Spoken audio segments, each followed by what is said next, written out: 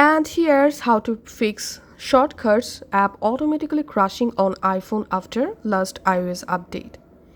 The first solution is we have to offload the shortcut app and then we have to reinstall it. So go to your iPhone settings app and tap on General. Here tap on iPhone storage. And here scroll down and find out shortcuts.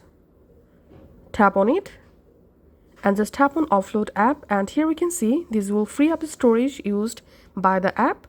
So all you have to need, tap on offload app and then reinstall shortcut app from here, and then go ahead and relaunch your shortcut app and check the issue. If you're still having the same error, then we have to check for update. So go to your app store and here search for shortcuts.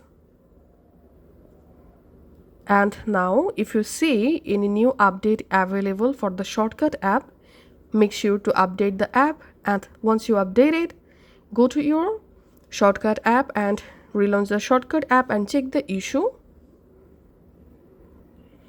And the next solution is we have to simply restart our iPhone. To restart your iPhone, press volume up button one time and volume down button one time, and then just press and hold the power button. That's how restart your iPhone, and sometime restarting your iPhone can fix this kind of app crashing issues.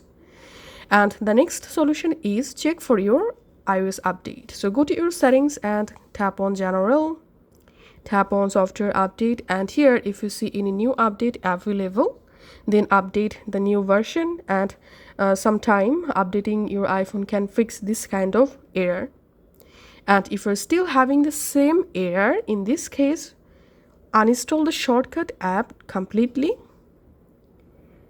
Once you uninstalled, go to your app store and search for shortcut, and all you have to need, reinstall the shortcut app on your iPhone, and this will fix the error.